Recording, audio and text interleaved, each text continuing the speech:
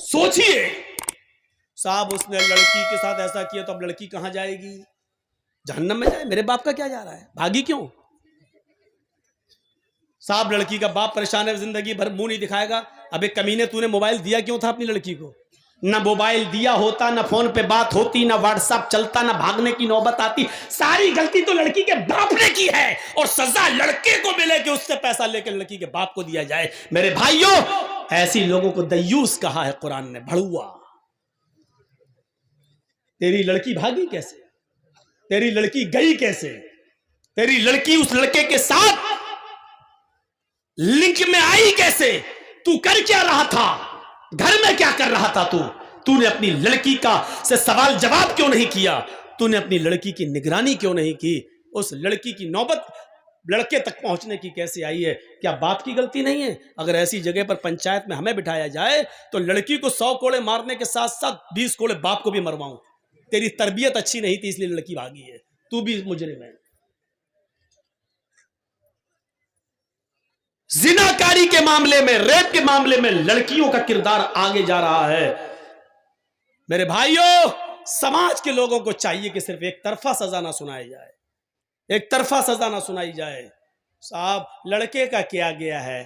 لڑکے کی تو شادی ہو جائے گی, میری لڑکی پہ تو داغ لگ گیا ہے. یہ نہیں چلے گا. لڑکی پہ داغ لگ گیا ہے, داغ لڑکی نے خود لگوایا ہے.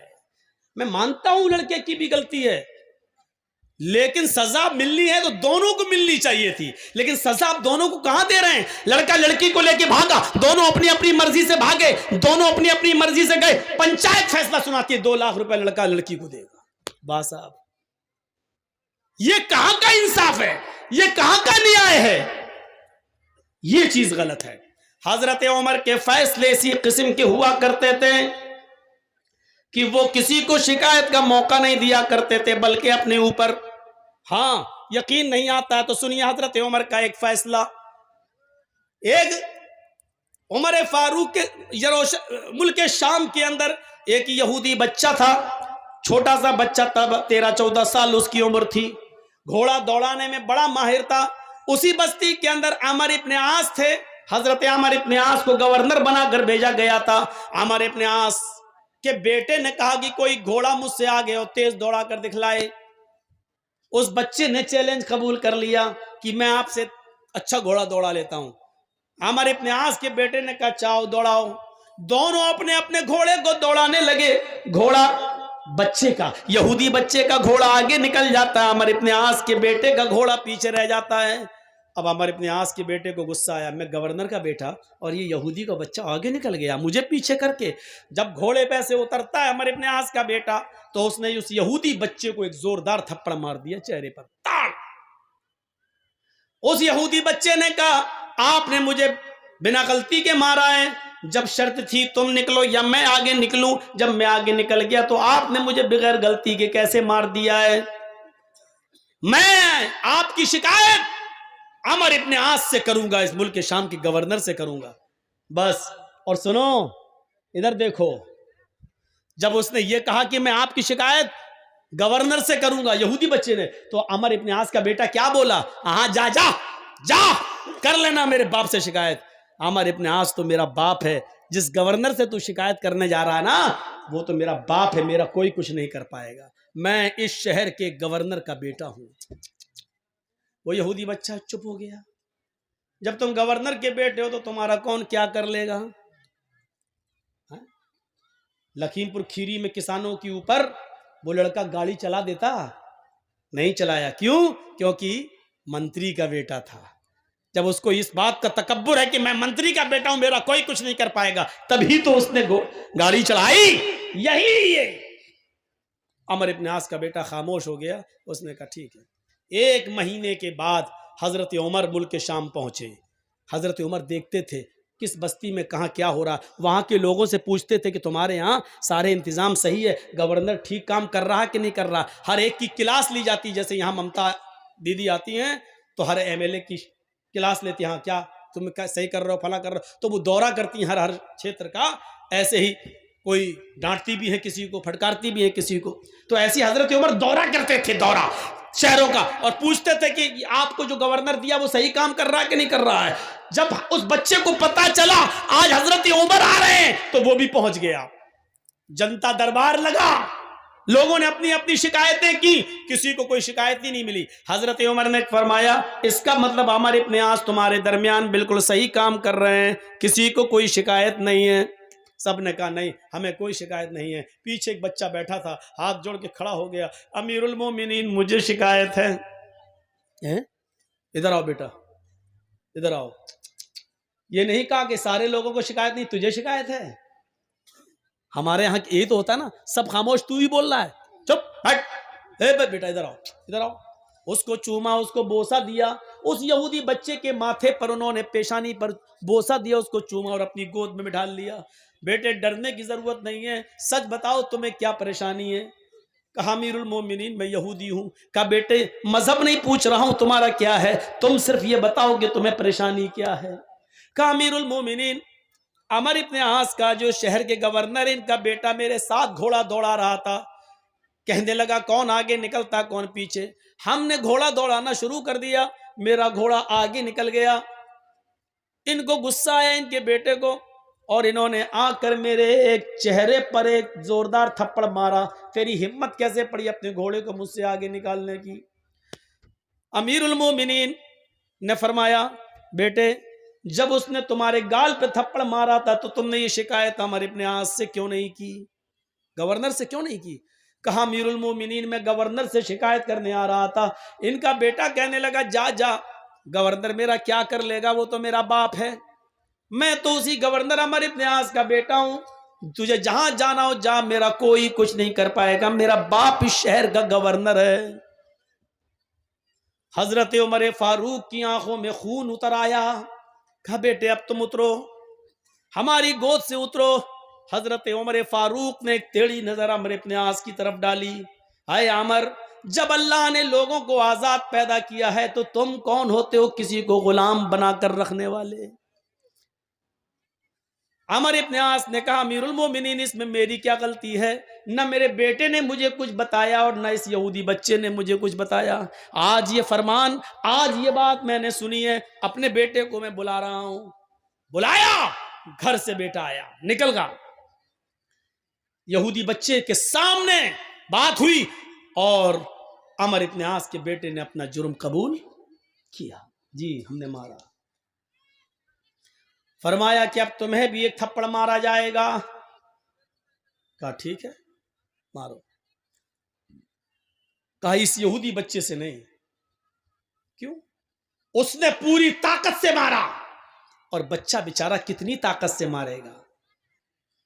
پھر بھی بچے کی ہاتھ کی طاقت اور اس بڑے لڑکے کی طاقت میں فرق ہے, اس لیے میرا جلاد تمہارے لڑکے کو تھپڑ مارے گا. کہا ٹھیک ہے.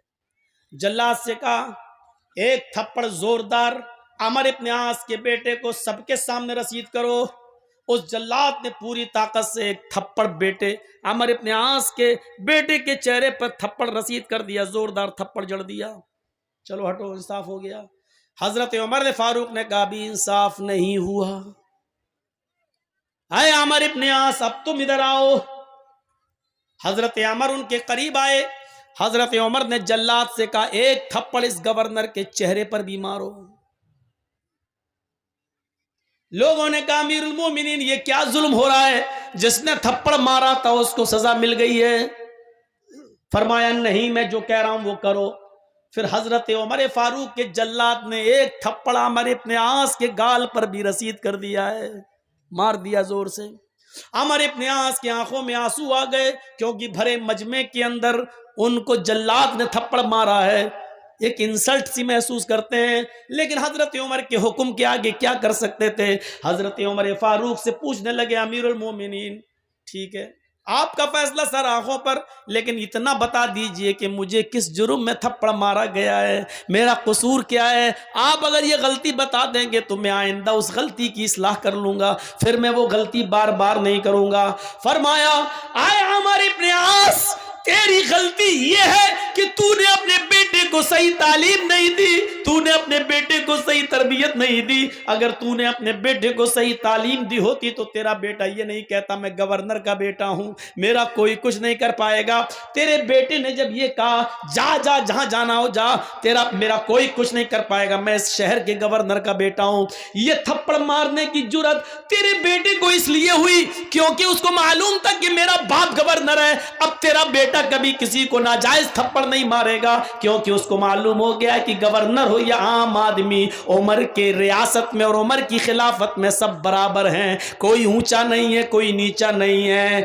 عمر ابن عاص آج کے بعد تو کبھی اپنے بیٹے کو یہ تربیت نہیں دے گا, اور جب بھی تربیت دے گا تو صحیح تربیت دے گا.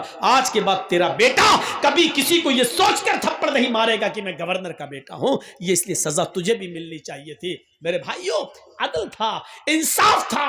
اور ایسے ہی مہاتما گاندھی نے نہیں کہا تھا, ایسے ہی مہاتما گاندھی نے نہیں کہا تھا کہ اگر اس دیش میں خون خرابہ بند کرنا چاہتے ہو, اس دیش میں خون خرابہ روکنا چاہتے ہو تو حضرت عمر فاروق کے عدل اور عمر فاروق کے انصاف کو قائم کر دو. ایسے ہی نہیں کہا تھا, کچھ تو انہوں نے دیکھا ہوگا. عمر فاروق کا عدل, عمر فاروق کا انصاف, یہ انصاف تھا عمر فاروق کا, انسانیت تھی یہ. حضرت عمر فاروق کے اندر نہ امیر نہ غریب, خود انہوں نے اپنے بیٹے کو سزا دی. جانتے ہو اسی ملک شام کے اندر ان کا بیٹا رہتا تھا, اور اس نے کھجور کے سڑ جانے کے بعد جب وہ نبیذ بن گئی اور اس میں نشہ آ گیا تو حضرت عمر فاروق کے بیٹے نے وہ پی لیا تھا, اور پینے کے بعد ان کو نشہ آ گیا. انہوں نے کہا یہ تو غلط ہوا میرے ساتھ, میں سمجھا کہ صحیح ہے لیکن نشہ آ گیا اس کے اندر, کھجور سڑ گئی نبیذ بن گئی. عمر ابن عاص کے پاس گئے عمر فاروق کے بیٹے اور کہنے لگے کہ میں نے نشے والی چیز استعمال کر لی ہے لہٰذا مجھے سزا دے دو. حضرت عمر ابن عاص نے عمر فاروق کے بیٹے کو کھڑا کر کے 40 کوڑے پڑوا دیے. یاد رکھنا کتنے؟ 40. مدینے میں جب عمر فاروق کو پتا چلا کہ شام کے اندر میرے بیٹے نے نبیذ پی لی اور اس کو نشہ آ گیا تھا, اور عمر ابن عاص نے ان کو 40 کوڑے مار دیے, لیکن ان کو یقین نہیں آیا. انہوں نے اپنا گھوڑا بھیجا اور عمر ابن عاص کو ایک لیٹر لکھا کہ اس نئے گھوڑے کے اوپر میرے بیٹے عبداللہ کو بٹھا کر اس کو یہاں روانہ کر دیا جائے, یہ میرا حکم ہے. لہٰذا جب یہ گھوڑا ملک شام پہنچتا ہے تو اس گھوڑے کے اوپر بیٹھ کر عمر ابن عاص نے ان کے بیٹے یعنی عمر فاروق کے بیٹے کو ملک مدینے کے اندر روانہ کر دیا. بیٹے نے سوچا کہ مدینے میں میرے ابو مجھے بلا رہے ہیں میرے گھر, میں اپنی ماں باپ سے ملوں گا. جب بیٹا مدینے میں اترتا ہے اور اپنے گھر کی طرف جاتا ہے تو کیا دیکھتا ہے کہ گھر پہ پہرے دار بیٹھے ہوئے اور وہ کہہ رہے ہیں اے امیر المومنین کے بیٹے تمہیں گھر جانے کی اجازت نہیں ہے, پہلے اپنے باپ کے دربار میں جاؤ. بیٹا امیر المومنین کا بیٹا اپنے باپ کے دربار میں جاتا ہے. باپ نے کہا بیٹے آؤ, اچھا ہوا جلدی آ گئے ہو. فرمایا کہ لوگوں جلاد کہاں ہیں؟ جلاد بیٹھے ہوئے تھے. فرمایا میرے بیٹے کو یہیں سامنے کھڑا کر دو, میدان کے اندر کھڑا کر دو. پھر کہا میرے بیٹے کو 40 کوڑے اب مارو, اور ایک جلاد 10 کوڑے مارے گا اور ہٹ جائے گا. پھر دوسرا جلاد آئے گا وہ 10 کوڑے مارے گا ہٹ جائے گا. پھر تیسرا جلاد آئے گا وہ 10 کوڑے مارے گا ہٹ جائے گا. پھر چوتھا جلاد آئے گا پھر وہ 10 کوڑے مارے گا اور پھر وہ بھی ہٹ جائے گا, کیونکہ زور زور سے کوڑے پڑیں گے تو ایک جلاد 10 کوڑے مارنے کے بعد تھک جائے گا, پھر وہ اتنی زور سے نہیں مار پائے گا جتنی زور سے مارنا چاہیے, اس لیے 10 کے بعد دوسرا مارے گا تاکہ کوڑوں کی سختی میں کمی نہ آنے پائے, اس کی شدت میں کمی نہ آنے پائے. بیٹا چیختا رہا ابو مجھے ایک جرم کی 2 بار سزا کیوں دی جا رہی ہے؟ میں نے 40 کوڑے ملک شام کے اندر کھا تو لیے.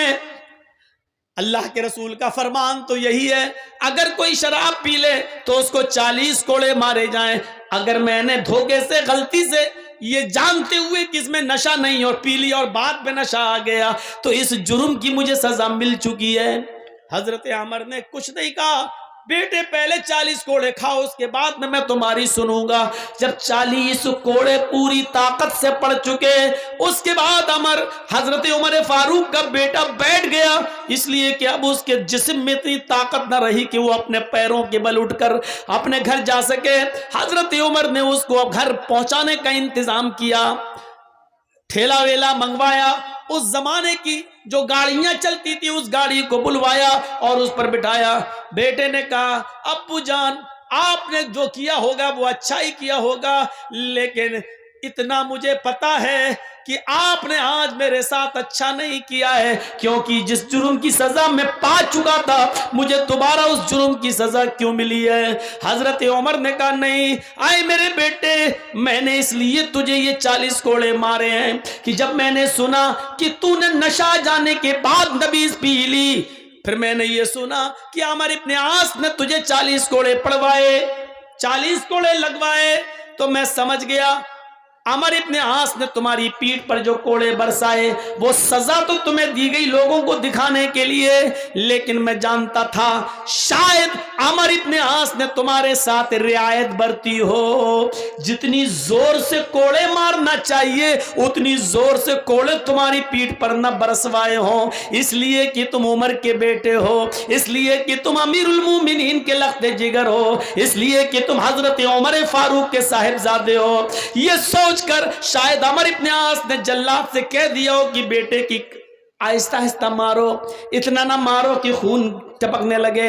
میرے بیٹے عمر ابن عاص نے جب کوڑے تمہارے جسم پہ مارے تو تمہاری یہ حالت نہیں تھی، تمہاری یہ حالت نہیں تھی، تم چل رہے تھے، پھر رہے تھے، دوڑ رہے تھے، لیکن آج 40 کوڑے کھانے کے بعد تم اپنے گھر جانے کے لائق نہیں رہے، اس لیے آج تمہیں صحیح سزا ملی ہے، اس سے پہلے تمہیں تمہارے جرم کی پوری سزا نہیں دی گئی تھی۔ میں نے سمجھ گیا کہ عمر ابن عاص نے تمہارے ساتھ رعایت برتی ہے، تمہارے ساتھ کنسیشن برتا ہے، تمہیں جتنی زور سے کوڑے مارنا چاہیے تھا اتنی زور سے کوڑے تمہارے پیٹھ پر نہیں پڑے ہیں، آج پڑے ہیں۔ میں اللہ کے سامنے جواب دے سکتا ہوں کہ اللہ میں نے اپنے بیٹے کے ساتھ انصاف کیا ہے، جس نے اپنے بیٹے کے ساتھ یہ عدل کیا ہو، اپنے بیٹے کے ساتھ یہ انصاف کیا ہو۔ میرے بھائیوں ذرا غور کرو کہ دوسروں کے ساتھ اس کا انصاف کتنا زبردست ہوگا، اس کا انصاف کتنا بڑا ہوگا جو اپنے بیٹے کے ساتھ یہ انصاف کر رہا ہے۔ حضرت عمر تو اپنے بیٹے کو دوبارہ سزا دے رہے ہیں، آج ہماری پنچایتیں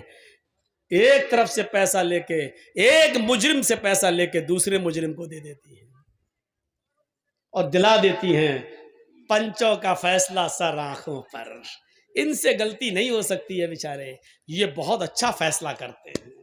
میرے بھائیوں اپنے فیصلوں پر نظر ثانی کرو، دوڑاؤ، آپ کہیں بے انصافی تو نہیں کر رہے ہو، کیونکہ قیامت کے دن ہمیں اور آپ کو سب کو انصاف کرنا، سب کو جواب دینا ہوگا۔ عدل، انسانیت کی یہ مثالیں کسی دوسرے مذہب کے اندر نہیں مل سکتی۔ ہم دیکھیں، نظریں ڈالیں، حضرت عمر فاروق رضی اللہ تعالیٰ عنہ کی زندگی کے ایک واقعے پر اور آ جائیے۔ رات کے اندر اندھیرے میں گشت کرتے ہیں، رات کے اندھیرے میں کون گشت کر رہا ہے؟ آج کل یہ معاملہ تو کسی کے اندر نہیں پایا جاتا ہے۔ رات کی تاریکی میں اچانک جاؤں اور دیکھیں کون بھوکا ہے، کون کھایا ہے، کون سو رہا، یہ کون دیکھ رہا ہے آج کل؟ نہ ہم نہ آپ۔ حضرت عمر رات کے اندھیرے میں نکلتے ہیں اور کافی دور پہنچ جاتے ہیں۔ جب کافی دور پہنچ گئے تو کیا دیکھتے ہیں کہ جھونپڑی کے باہر ایک آدمی رو رہا ہے، مسلمان نہیں ہے، اور سنو مسلمان نہیں ہے، رو رہا ہے۔ حضرت عمر اس کے پاس بیٹھ گئے اور اس کو معلوم نہیں کہ یہ عمر ہیں۔ یہ بھیا جس کو جانا ہو جاؤ، یار یہاں بات کیوں کر رہے ہو؟ دیکھو جاؤ جاؤ، بولو نہیں، اب تو میں معلوم ہے نا کہ 1:45 بج جائے اور اتنے بجے تک لوگ بیٹھے رہیں، یہ تو بڑی ہمت کی بات ہے۔ سردیوں کے دن ہیں، ٹائم 10 سے لیٹ نہیں ملنا چاہیے، اب 10 سے 12 تک بس جلسہ ختم ہو جانا چاہیے، لیکن اب کیا کریں، آپ کی بھی مجبوری ہے، ہمارے ساتھ بھی ایسے ہی ہوتا ہے۔ تو سنیے میرے بھائیوں، حضرت عمر اس کے پاس بیٹھ گئے، اس کو یہ نہیں معلوم کہ یہ عمر ہے، اور عمر رضی اللہ تعالیٰ عنہ کو یہ نہیں معلوم کہ یہ کون ہے، لیکن اتنا جانتے ہیں کہ یہ مسلمان نہیں ہے۔ کوئی یہودی ہے، عیسائی ہے، مجوسی ہے، کوئی ہے. اس کے پاس بیٹھ گئے اور کہنے لگے کیا ہوا بھائی تمہیں، کیوں رو رہے ہو اتنی رات میں؟ اور سنو بڑا زبردست واقعہ ہے، اور ہمارے پنچایت کرنے والے لوگ بھی سنیں. حضرت عمر کا فیصلہ دیکھیے کیسا تھا. سنیے. اس آدمی نے کہا ارے جا یار تو یہاں کے بیٹھ گیا، میرا دماغ ویسے ہی خراب ہے، تو اور خراب کرنے آ گیا. ہوتا ہے نا ایک آدمی کو ٹینشن ہو اور آپ اس سے بار بار پوچھیں کیا، تو غصے میں جھنجلا جائے گا وہ، اب جا یار ہٹ. تو وہ تو ویسے ہی ٹینشن میں تھا. حضرت عمر اس کے پاس بیٹھ کے کہنے لگے بھائی کیا ہوا؟ اس نے کہا کچھ نہیں ہوا. بیٹھ گئے. کچھ تو ہوا ہے. ارے جا یار اپنا کام کر تو، اور میرا دماغ خراب کرنے آ گیا. ارے سنو تمہیں ٹینشن ہے، مجھے بھی ٹینشن ہے. دیکھیے حضرت عمر الٹا چلتے ہیں. تم بھی رات میں یہاں بیٹھے ہو، میں بھی رات میں آیا ہوں، چلو ایک کام کریں، تم اپنا درد بانٹو، ہم اپنا درد بانٹتے ہیں. اب اس نے سوچا چلو یہ بھی پریشان ہے، میں بھی پریشان ہوں، رات میں اتنی رات میں کون نکلتا ہے. تو دو پریشان ایک جگہ بیٹھ گئے. حالانکہ حضرت عمر پریشان نہیں تھے، لیکن اس کی پریشانی جاننے کے لیے پریشان بن گئے. اس نے کہا بھائی، حضرت عمر نے کہا بتاؤ کیا بات ہے. اس نے کہا میرے بھائی جب تم نے مجھے بھائی کہہ دیا تو سنو، اس جھونپڑی میں میری بیوی رہتی ہے، ہم دونوں بہت خوشی خوشی رہتے ہیں. میری بیوی مجھ سے بے انتہا پیار کرتی ہے، لیکن ہم غریب انسان ہیں. اسی گاؤں سے تھوڑی دوری پر ایک دوسرا گاؤں ہے، اس گاؤں سے ایک آدمی آتا ہے، طاقتور ہے، ہینڈسم ہے، خوبصورت ہے، طاقتور ہے. اور وہ جیسے ہی آتا ہے وہ سیدھے میری جھونپڑی میں گھستا ہے، مجھے کان پکڑ کے باہر نکال دیتا ہے. میری بیوی بڑی خوبصورت ہے، اس کے بعد وہ مجھے باہر بٹھا دیتا ہے اور میری بیوی کے ساتھ زبردستی زنا کرتا ہے. میری بیوی کے نہ چاہنے کے باوجود بھی وہ اس کو مجبور کر دیتا ہے اور وہ اس کے ساتھ زنا کرتا ہے. حضرت عمر فاروق نے پوچھا اچھا اتنی بڑی بات، اچھا یہ بتاؤ کیا وہ ابھی ہے؟ کہا نہیں. تو آیا اور چلا گیا. میں کچھ بھی نہیں کر پاتا ہوں، اپنی بیوی کی کوئی مدد نہیں کر پاتا. اچھا تو یہ بتاؤ اب وہ کب آئے گا؟ حضرت عمر نے جب یہ پوچھا کہ وہ کب آئے گا تو اس نے جواب دیا ایک دن چھوڑ کر آتا ہے. یعنی آج وہ غلط کام کر کے گیا ہے، اب وہ کل نہیں آئے گا، پرسوں آئے گا. حضرت عمر فاروق نے کہا ٹھیک ہے پرسوں میں آؤں گا اور تمہاری مدد کروں گا.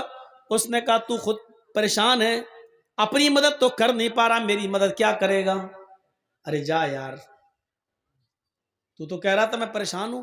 کہا میں پریشان ہوں، میں بھی پریشان ہوں، پریشان نہ ہوتا تو میں رات میں کیوں نکلتا، لیکن میری پریشانی اتنی بڑی ہے کہ آئے میرے بھائی. حضرت عمر کہتے ہیں آئے میرے بھائی جب تو خود پریشان ہے تو میری پریشانی کو تو کیسے دور کرے گا، لیکن میں تیری پرسوں مدد کروں گا. اس نے کہا اچھا جاؤ ٹھیک ہے کر لینا. وہ سوچنے لگا ایسی تسلی دینے والے سبھی آتے ہیں، یہ بھی تسلی دے رہا ہے. حضرت عمر نے جاتے جاتے اس سے کہہ دیا ہاں سنو پرسوں میں آؤں گا، اپنی بیوی سے کہہ دینا کھانا بنا کر تیار رکھے. کہنے لگا ارے جا یار، کھانے سے اس کا کیا تعلق ہے، تو مدد کرنے آئے گا کہ کھانا کھانے آئے گا؟ حضرت عمر نے کہا دیکھو میں جو کہہ رہا ہوں وہ کرنا، کھانا بنا کر تیار رکھے. اور دوسری بات جب وہ آدمی تیرے گھر میں گھسے تو اپنی بیوی سے یہ کہہ دینا کہ آج سب کچھ رضامندی ظاہر کر دے، یعنی اس کے سامنے آج وہ ضد نہ کرے، بلکہ یہ کہے کہ ٹھیک ہے تم تو ہم سے روز ملنے آتے ہی ہو، اب ہمارے اور تمہارے درمیان تو کوئی چیز رہ نہیں گئی ہے، اب تمہیں جب آنا ہی ہے تو ہم دل کھول کر تم سے ملنا چاہتے ہیں، لیکن اندھیرے میں ملیں گے اجالے میں نہیں، اس لیے چراغ بجھا دو. اچھا نہیں لگتا تمہاری بیوی یہ بولے اس سے کہ مجھے اچھا نہیں لگتا جب تم مجھ سے ہم بستری کرتے ہو، زنا کرتے ہو، تو مجھے اپنے پتی کے علاوہ دوسرے کا چہرہ دکھتا ہے تو پھر میں سپورٹ نہیں کر پاتی ہوں، اندھیرا رہے گا تو میں تمہیں سپورٹ کروں گی. اور یہ کہہ کر وہ چراغ بجھا دے، بقیہ کام میں سنبھال لوں گا. اب وہ سوچنے لگا کیا یہ سنبھالے گا اندھیرے میں، وہ دنیا بھر کی باتیں سوچنے لگا. لیکن اس نے سوچا چلو. حضرت عمر فاروق وقت سے پہلے آ گئے. दूसरे एक दिन छोड़कर दूसरे दिन देखा झोंपड़ी के बाहर वो आदमी टहल रहा है। हजरत उमर फारूक ने कहा ठीक है मैं आ गया हूं तुम्हारी मदद है। उसको पता ही नहीं कि क्या करेंगे, झोंपड़ी के पीछे छिप जाते हैं और उस आदमी से कहते हैं कि तुम अपनी बीवी के पास जाओ, वो आएगा तो तुम्हें खुद ही कान पकड़ के बाहर निकालेगा। वो आदमी अपनी बीवी के पास चला जाता है, रात थोड़ी और अंधेरी होती है। हजरत उमर थोड़ी दूर से ये मंजर देख रहे हैं। थोड़ी देर के बाद वो एक आदमी को आते हुए देखते हैं, लेकिन शक्ल नहीं समझ में आती है कि कौन है, अंधेरे की वजह से। वो आदमी आता है और सीधे झोंपड़ी में घुस जाता है और उस आदमी को यानी उसके शौहर को झोंपड़ी से निकाल के बाहर कर देता है। चलो, और वहीं चला गया। सारे काम समझा चुके थे। बीवी बोली ठीक है भाई, अब तुम तो आते ही हो हमारे पास, अब जिद करने से क्या फ़ायदा, हमें भी कोई फ़ायदा मिलेगा नहीं, हम भी ज़िंदगी के मज़े लेना चाहते हैं। एक काम करो, जब तुम हमारे साथ मिलते हो रोशनी में, तुम्हारा चेहरा जब आता है तो पति की जगह जब मैं तुम्हें देखती हूँ तो मैं डर जाती हूँ। एक काम करो, चिराग बुझा दो और उसके बाद हमसे मिलो, फिर देखो हम तुम्हें कितना खुश करते हैं।